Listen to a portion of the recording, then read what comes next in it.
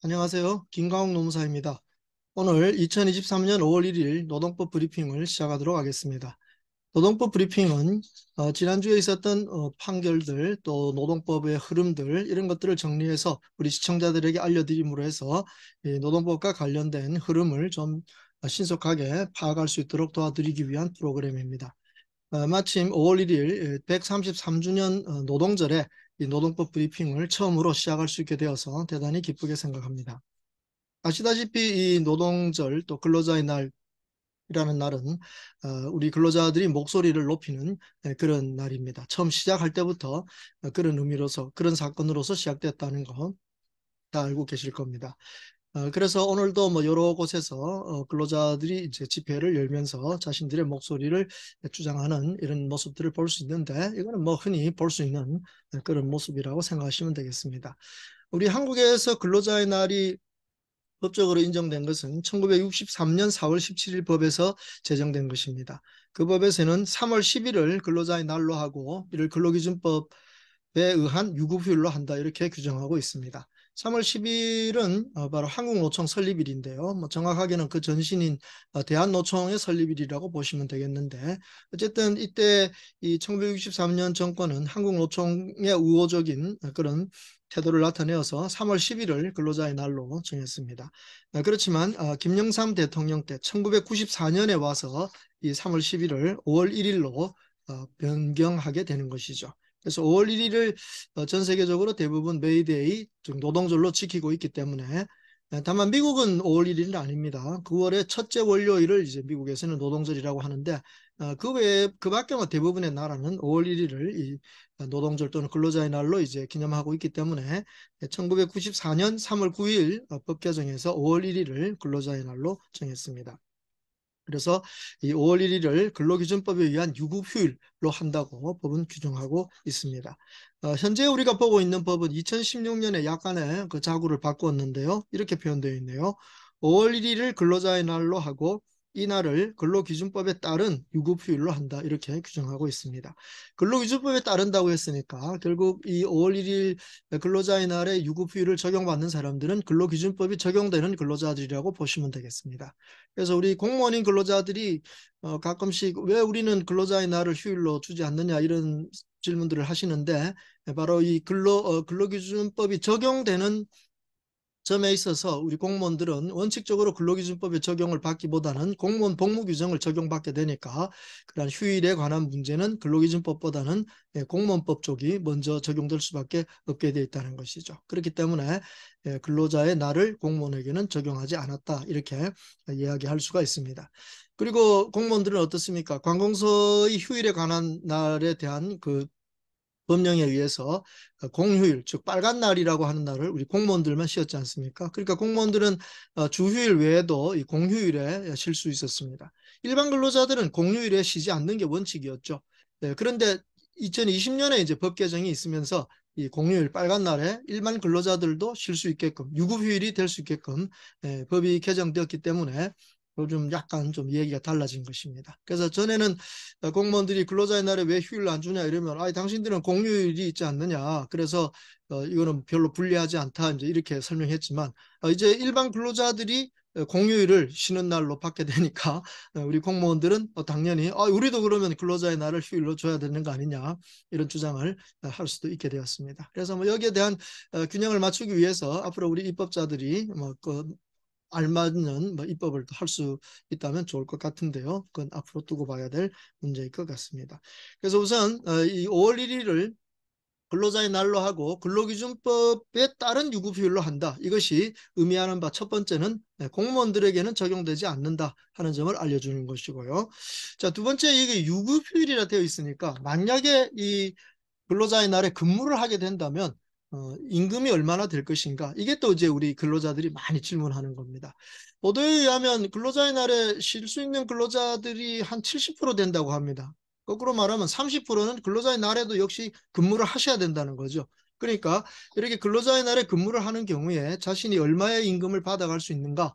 사용자는 얼마의 부담을 하면서 근로자의 날에 근로자들을 근로시킬 수 있는가? 이런 것들을 정확하게 알아두신다면 분쟁을 예방할 수 있을 것입니다.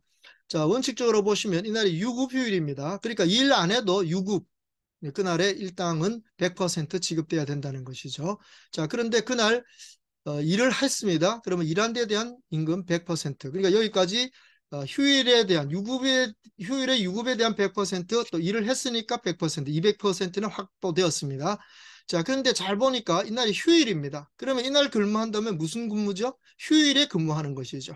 그래서 휴일 근로에 대해서는 우리 근로기준법에서는 명백하게 50% 가산하도록 되어 있죠. 그래서 휴일 근로를 8시간만 했다. 근로자의 날에 8시간까지만 근무했다면 250%, 보통 날의 250%에 해당하는 임금을 그날 분으로 받을 수 있다는 겁니다. 유의하실 점은 만약 근로자의 날에 근무가 8시간을 초과하는 경우는 어떻게 됩니까? 우리 근로기준법에서는 명백하게 휴일 근로가 8시간을 초과하는 부분에 대해서는 100% 가산수당을 지급하도록 되어 있습니다. 그러니까 만약 근로자의 날에 8시간을 초과하는 부분에 근로가 있다면 그 부분에 대해서는 300%의 임금을 지급받게 될 수 있다는 겁니다.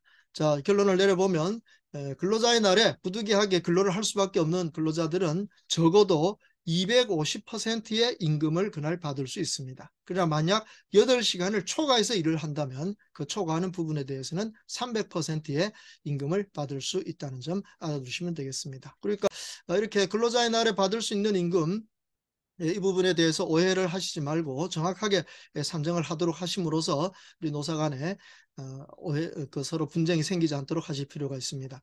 사용자들이 이런 질문을 흔히 하죠.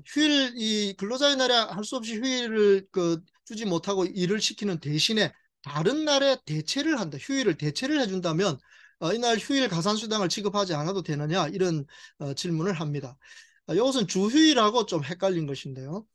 주휴일이라고 하는 것은 일주일 단위에서 하루만 주면 되니까 어떤 날이 특정되어 있지 않습니다.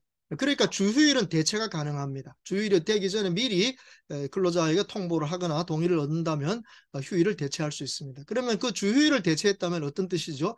주휴일을 대체한 날, 그날이 휴일이 되고 그 대체된 주휴일은 휴일이 아니라는 거예요.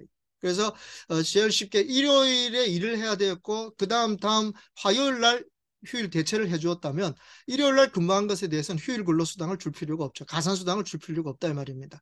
그러나 만약 화요일 날 일을 시킨다면 그날이 바로 휴일 근로가 되어서 그날 가산수당을 줘야 되는 이런 문제가 생기는 것입니다. 그래서 이런 생각을 가지고 근로자의 날에 근무를 시키되 그 3일쯤 뒤에 대신에 그 대체 휴일을 준다. 이렇게 한다면 이 근로자의 날 근로에 대해서 가산수당 주지 않아도 되지 않느냐, 이제 바로 이런 질문인 겁니다. 그래서 여기서 유의하실 점은 아까 주휴일은 대체가 가능하다, 특정되지 않았기 때문에 대체가 가능하다고 그랬죠. 근데 근로자의 날은 어떻습니까?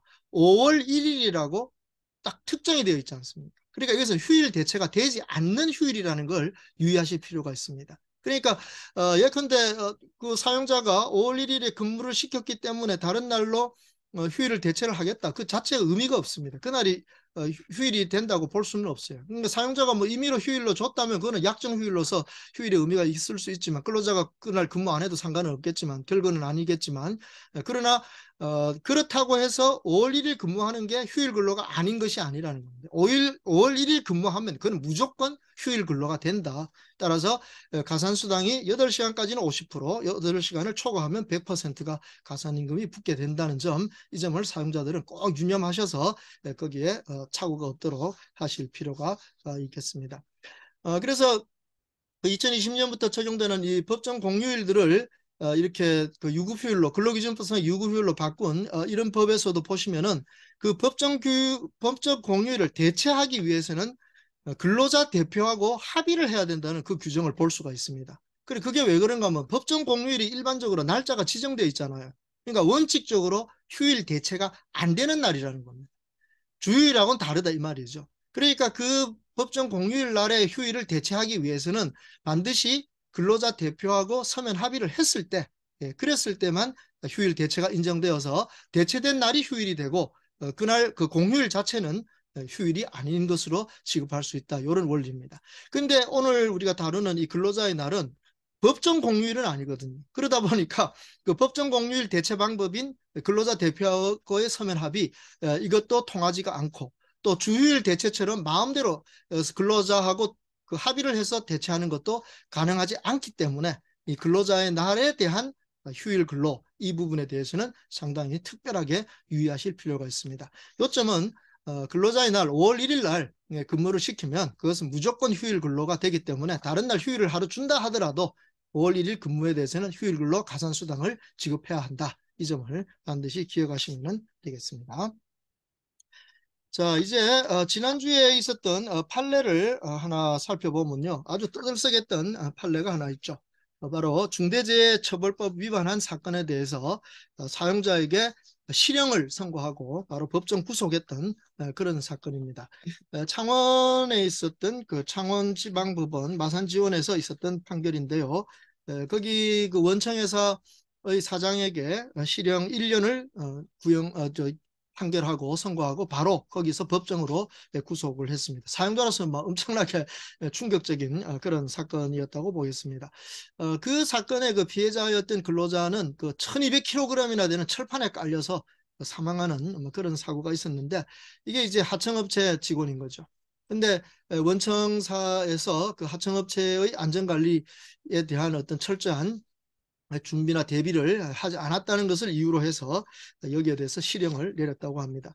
그런데 그 양형을 판단하는 그 판결의 내용에 잘 살펴보면 이 원청회사의 그 사업주가 이미 그 앞에 여러 번 동종의 안전조치 의무, 산업안전보건법 위반에 대한 벌금형을 4차례나 받은 그런 사례가 있었습니다. 그러다 보니까 판사가 볼 때는 이 사람이, 이 사장님이 너무 이 안전 의무에 대해서 좀 소홀히 했다라고 보고 결국 중대재해처벌법의 위반을 인정하고 또 산업안전보건법 위반도 인정해가지고 1년의 실형을 내린 것으로 나와 있습니다. 그래서 앞으로 우리 사용자들이 특히 중대재해처벌법 이것이 적용되는 사업장에서는 정말 잘 그 안전에 대한 철저한 준비, 안전을 미리 준비하는, 미리 조치하는 이런 예방 조치에 만전을 기함으로써 이런 사고가 벌어졌다 하더라도 이렇게 그 구속까지 당하고 실형까지 받는 이런 일들은 사전에 좀 예방해야 되는 것 아니겠는가 싶습니다. 사실 중대재해처벌법을 가지고 그 재해를 다 예방한다는 것은 무리일 수가 있죠. 그래서 저는 뭐 개인적인 생각은 산업안전보건법에 이미 중대재해라는 게 규정이 되어 있으니까 산업안전보건법으로 통일을 해도 되는데 왜 이렇게 별도로 중대재해처벌법을 만들어서 좀 복잡하게 만드는가 하는 생각도 하기는 합니다만 어쨌든 그 중대재해처벌법의 그 취지가 사업주들에게 철저한 예방, 산업안전을 위한 철저한 예방 조치를 취하도록 하는 그러한 취지가 있기 때문에 앞으로 이것을 좀 더 만전을 기하도록 상기시켜주는 그런 의미로서 이번 판결이 상당한 의미가 있을 거라고 봐집니다. 이 판결보다 한 20일 전에 앞서서 있었던 중대재해처벌법 사건 1호 판결에서는 사실은 그 집행유예가 나오고 검찰 쪽에서도 그 항소를 안 했기 때문에 그 집행유예로서 그냥 확정이 되어버렸죠. 그래서 뭐 현장에서는 뭐 중대재해처벌법 위반해도 뭐 별거 아니다 실형은 안 받는다 이랬는데 갑자기 이거 20일 지난주에 바로 그 실형이 나오고 바로 그것도 법정 구속을 해버리니까 상당히 그 경영자들에게는 충격적인 그런 판결이었다고 볼 수가 있는 것입니다. 네, 그렇지만 어쨌든 이 새로운 법이 새롭게 적용되는 판결 이게 처음으로 이제 나온 것에서 이제 충격을 좀 받을 수는 있겠지만 또 앞으로 이게 판례들이 어떻게 이제 나오는지 추이를 잘 지켜보면서 어쨌든 사용자의 그 안전 배려 의무, 근로계약을 맺었을 때 근로자들을 보호해 줘야 한다는 그 사용자의 안전 배려 의무를 잊지 마시고 산업안전보건법이나 중대재해처벌법에 나오는 그러한 예방 의무들을 철저하게 지키도록 하시는 것이 비결이라는 점, 이 점을 다시 한번 강조해 드리도록 하겠습니다. 지난주에 나온 또 다른 몇 가지 판결들을 살펴보시면요. 그 한국전력 판결이 좀 흥미를 끄는데요. 거기 직원들이 거래처로부터 18,000원 정도 되는 식사를 대접받았습니다. 근데 그것에 대해서 징계를 받았는데 이것에 대해서 그 징계받은 직원들이 이제 재판을 해서 징계가 무효라는 것을 이제 청구했습니다만 법원에서는 그 징계는 정당하다라는 판결이 나왔다는 것입니다. 대신에 18,000원의 식사 대접 받은 것은 이것은 김영란법 위반은 아니라고 법원은 판단하고 있습니다.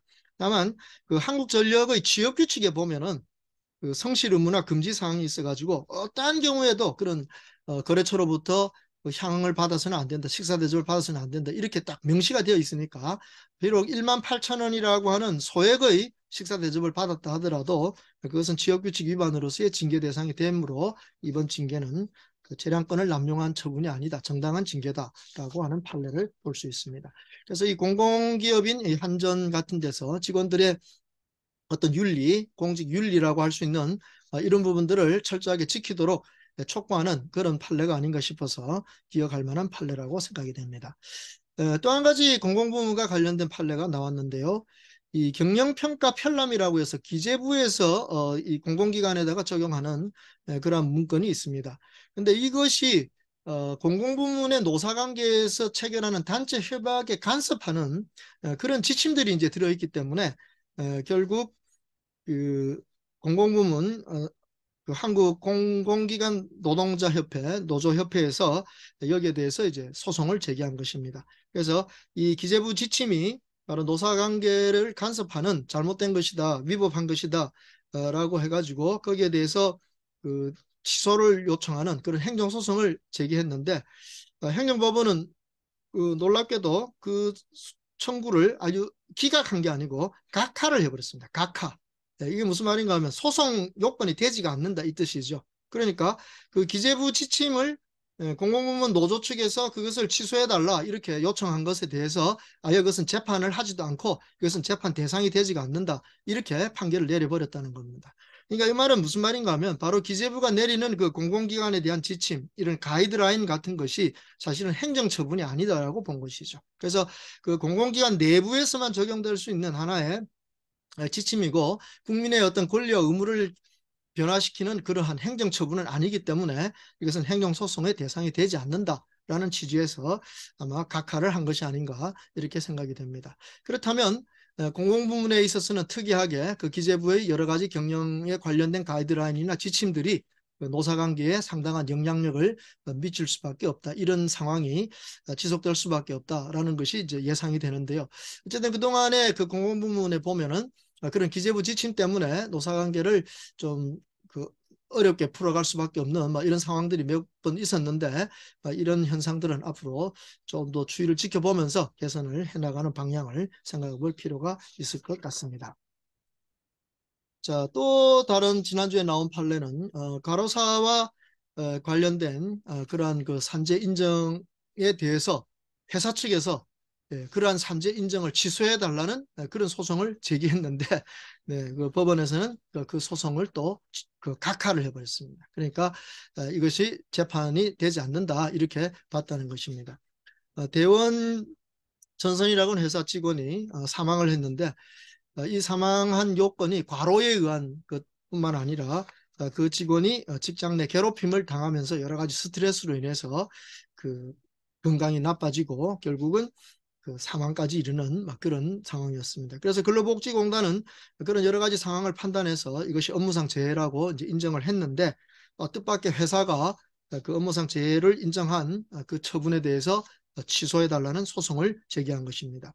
그렇지만 법원은 이 산재 인정 자체가 그 사실 회사에 대해서 직접적인 어떤 영향을 미치는 건 아니기 때문에 회사가 거기에 대해서 취소를 청구하는 것은 법익이 없다고 해가지고 각하, 즉 재판 대상이 되지 않는다라는 판결을 내렸다는 점입니다. 가끔씩 이렇게 회사가 그 산재 승인에 대해서 취소 소송을 내는 경우가 있는데 뭐 승소율은 별로 높지가 않습니다. 90% 이상 패소하고 있는 상황입니다. 근데 아주 특별한 어떤 사안이 있을 때 회사가 취소 소송을 낼 수는 있겠습니다만 그러나 그 실제로 어려움에 의해서 산재까지 당한 근로자를 상대로 그런 취소 소송을 내는 것에 대해서 노동계가 좋은 인상을 갖지는 않을 것 같습니다. 그래서 회사가 뭐 꼭 필요하다면 이렇게 할 수도 있을지 모르겠지만 이 산재를 당한 근로자들에 대한 어떤 책임감을 생각해 보시더라도 그렇게 복잡한 법률적인 절차로 가시기보다는 회사로서는 담당할 책임을 응분의 책임을 잘 수행하는 것이 바람직하지 않겠나 싶습니다. 자, 또 한 가지 그 나온 유의할 만한 판례가 있었는데요. 이 콜센터 상담사에게 폭언을 했던 그 민원인이 결국 징역 8개월의 실형을 선고받았다는 판결입니다. 그러니까 서울에 있는 그 120 다산콜 재단에 근무하는 그 콜센터 직원에게 한 민원인이 여러 차례 폭언과 욕설을 했습니다. 결국 견디다 못한 이 센터에서 이 사람을 형사 고소를 했는데 여기에 대해서 법원이 징역 8개월을 선고했고 그리고 이것을 항소했지만 결국 법원은 그것을 기각했습니다. 그래서 실형을 확정해서 징역 8개월에 감옥살이를 하게 된 것이죠. 그래서 이 콜센터 상담 직원, 그러니까 고객 응대 근로자라고 하죠. 이 고객 응대 근로자들이 그 고객들의 폭언이나 욕설 때문에 상당한 그 감정적 스트레스를 받는다는 거 이미 뭐 여러 차례 보도가 되어 있습니다. 그래서 우리 민원인들이 이런 점에 대해서 좀 불만이 있어도 상당히 조심하실 필요가 있습니다. 특히 민원인들이 어떤 감정을 폭발하는 모든 내용들의 발언들이 다 녹음이 되고 있기 때문에 그 당사자 회사에서는 만약 필요하다면 이렇게 형사소송까지 가는 그런 절차를 밟을 수 있도록 되어 있습니다. 그래서 이번에도 이제 실형을 받는 결과까지 나왔는데 그동안 이렇게 실형까지 받는 경우는 없었던 것 같습니다. 주로 벌금형으로 갔다가 이번에 처음으로 이렇게 실형이 내린 걸 보니까 그 폭언이나 욕설의 형태가 굉장히 심했다는 점도 알 수는 있지만 어쨌거나 민원인들이 그런 고객 응대 근로자들에 대해서 감정 노동자들에 대해서 조금 더 인간적인 대우를 해줄 수 있도록 유의하실 필요가 있을 것 같습니다. 자, 국회에서 나온 소식들 좀 전해드리겠습니다. 우선 노동조합법 2조와 3조 개정 문제가 상당히 이제 속도를 내고 있습니다. 그래서 환경노동위원회에서는 이제 그 법사위에서 이것을 다루지 않는다는 점을 들어서 본회의에 직회부하겠다. 라는 그러한 그 민주당 측의 주장이 강력하게 제기되었죠. 그런데 지난주에서 이제 국민의힘이 격렬하게 반대하는 바람에 그 한노위 위원장은 한 번 더 연기를 해서 다음 한노위 전체 회의에서 이 직회부를 본회의에 직접 상정하는 가능성을 결정하겠다라고 한 것 같습니다. 그래서 지금 뭐 의석수를 보면은 상당히 이 노동조합 개정이 국민의힘이 아무리 반대를 하더라도 결국 본회의에 넘어갈 가능성이 높아져서 이 노동조합법 2조 3조의 개정이 상당히 이제 눈앞으로 다가왔다 이렇게 볼 수밖에 없습니다. 그래서 고용노동부 장관도 여기에 대해서 걱정하고 우리 뭐 경영계는 말할 것도 없이 뭐 엄청난 걱정을 하고 있습니다. 그래서 이 파업에 대해서 손해배상을 하지 않는다든가 또 더 큰 문제가 원청회사가 그 하청회사의 근로자들의 단체 교섭 요구를 받아줘야 되는 그런 경우에 교섭의 주체가 될 수 있다고 하는 이런 법 개정이 이거는 상당히 그 우리 집단적 노사관계에 커다란 변화를 가져오는 거기 때문에 그것이 실제적으로 어떻게 작동할 것인가 참 많은 그 생각을 해볼 필요가 있을 것 같습니다. 정부로서도 이 개정이 만약 법적으로 이루어진다면 뭐 그 법에 대해서는 거부권을 행사할 그런 점도 검토한다고 하니까 앞으로 이 점은 어떤 식으로 갈 것인지 좀 더 잘 지켜볼 필요가 있겠습니다. 지난주 제가 아주 반갑게 보고 눈여겨보았던 그 개정안 법안이 뭐가 있는가 하면 노동법원을 설치해야 된다는 법안이 14개 법안이 관련된 14개 법안이 발의되었다는 점입니다. 제가 그 작년에 발행했던 이 대통령과 노동법이라는 이 책에서 윤석열 대통령 시대에 우리 노동법을 개정한다면 또는 제정한다면 반드시 필요한 것 중에 한 가지가 이 노동법원을 설치하는 것이다라고 주장한 바 있었는데요. 마침 그 이 노동법원 설치에 대한 법안이 발의되었다고 하길래 굉장히 좀 반가웠습니다. 그래서 뭐 내용을 보면 제가 이 책에서 설명한 거나 거의 뭐 대동소이합니다. 결국 이 근로자들의 권리에 관한 그 분쟁들을 좀 신속하게 해결해주고 또 효율적으로 해결해주기 위해서는 노동위원회의 그 심판 기능만 가지고는 좀 부족한 점이 많습니다. 노동위원회는 구성 자체가 이 법률 전문가들이 아닌 경우가 많기 때문에 그들이 내린 심판에 노사 모두가 그 만족하는 경우는 좀 드물다는 것이죠. 만족률이 높지는 않다는 것입니다. 그래서 차라리 그렇게 어렵게 갈 것보다 노동위원회에서 2차례 그리고 법원으로 넘어와서 3차례 이렇게 5차례에 걸친 그런 그 판정 사건을 가져가는 것보다는 전문적인 노동법원에서 이 문제를 다뤄주는 것이 권리 분쟁과 관련해서는 훨씬 더 근로자를 보호해 줄 수 있고 또 사용자로서도 그런 그 시간이나 비용을 낭비하지 않는 효율적인 방법이 될 수 있을 거라고 보는 것입니다. 그래서 이런 취지에서 노동법원 설치법이 발의된 것, 이것은 저로서는 대단히 반가운 일이지만 앞으로 이 법이 어떻게 될지는 모르겠습니다. 만약 민주당이 사실 그 지난 국회에서도 이 법안을 발의한 바가 있었거든요. 그래서 민주당이 그런 의도를 잊지 않고 있다면 이 법안이 올해 민주당이 다수당인 이런 경우에 상당히 그 통과될 수 있는 가능성이 높지 않은가 이렇게 볼 수도 있겠습니다. 그래서 이것도 앞으로 추이를 지켜볼 필요가 있겠습니다. 그래서 제가 이 대통령과 노동법이라는 책에서 강조했던 이 노동법원 설치법 말고도 임금기준법을 제정하죠. 임금과 관련된 전체적인 전반적인 어떤 기준들을 법으로 딱 확립해서 노사가 그걸 보고 서로 간에 임금 체계를 개편해 가거나 좀 더 합리적인 그 임금을 지급할 수 있는 제도를 만들어 갈 수 있도록 도와주는 그런 임금 기준법을 제정하자는 안, 그리고 가장 시급한 문제라고 할 수 있는 그 비정규직의 공정성을 좀 확보하기 위해서 비정규직에 대한 특별 보상 제도 이것을 만들자고 하는 이러한 그 법 개정.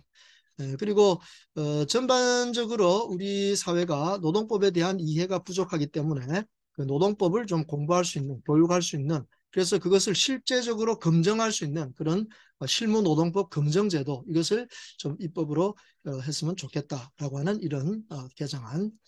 그리고 전반적으로 볼 때 노동법에 처벌 조항이 너무 많은데 심지어 그중에 전혀 적용되지 않고 있는 실천되지 않고 있는 처벌 조항도 많으니까 여기에 대해서 좀 정비를 해야 된다. 그래서 아예 노동법 위반에 대한 처벌을 없애버리든지 뭐 처벌 안 할 것 같으면 아예 뭐 없애버리든지 아니면은 꼭 필요한 반드시 처벌할 수밖에 없는 그런 몇 가지 조항만 잘 정비를 해서 진행하는 것이 노동법을 노사 모두가 지키도록 하는데 더 효율적이 아닌가 하는 이런 제안을 해드린 바 있습니다. 그래서 그런 몇 가지 법 개정들이 필요하다고 이제 판단하고 있는 가운데 우리 사회가 이 노동법에 대한 권리 의식을 좀 더 정확하게 해가기 위해서는 거기에 대한 판단을 신속하고 전문적으로 해줄 수 있는 노동법원이 필요하다는 점에서 이 노동법원 설치법 이것도 굉장히 그 유효적절한 방안이 아닌가 이렇게 생각을 해봅니다. 앞으로 국회에서 이 법이 어떻게 흘러가는지 유의해서 지켜보도록 하십시다. 자, 이렇게 해서 오늘 5월 1일 처음 제가 제공한 이 노동법 브리핑에서 알려드릴 뉴스들은 다 말씀드린 것 같습니다. 뭐 처음 날이라 보니까 제가 좀 버벅거리고 또 혹시 제가 실수했던 부분들이 있을 수 있습니다. 다 제 무지의 소치니까 양해해 주시고 매주 한 번씩 이런 노동법 브리핑을 통해서 지난주에 있었던 법령 판례 이런 소식들을 우리 시청자들에게 좀 제공해 드리려고 합니다. 그래서 많은 분들이 꾸준하게 구독해 주신다면 또 제가 좀 더 효율적이고 질 높은 그러한 소식들을 전해드리도록 그렇게 하겠습니다. 자, 5월 1일을 지키고 난 다음 이제 5월부터 본격적으로 단체 교섭의 시즌이 시작될 것입니다. 많은 기업들이 올해 단체 교섭을 어떻게 할 것인가. 정말 그 윤석열 대통령이 노사 법치주의를 앞세우는 노동개혁을 앞세우는 막 그런 선언을 하면서 노동계가 여기에 반대하기 때문에 올해가 어느 해 못지않게 노동 환경이 쉽지 않은 그런 해에 이제 단체 교섭들이 어떻게 진행될 것인가 여러 가지 고민들이 많이 있을 것입니다. 그래서 제 나름대로 이런 단체 교섭을 좀 더 효율적으로 할 수 있는 전략을 짤 수 있도록 단체 교섭 전략 워크숍이라는 것을 개설해서 진행하기로 하였습니다. 그래서 저희 그 아래쪽에 있는 그 홈페이지에 들어와 보시면 단체 교섭 전략 워크숍에 대한 안내가 있으니까 필요하신 회사나 노조는 많이 활용해 주시면 고맙겠습니다. 자, 여러분 이제 활짝 열리는 5월 실록의 계절 5월에 가정 모두 행복하시기 바라면서 여러분 모두 건강하시기를 빌면서 5월 1일 노동법 브리핑을 여기서 마치도록 하겠습니다. 끝까지 시청해 주셔서 대단히 감사합니다.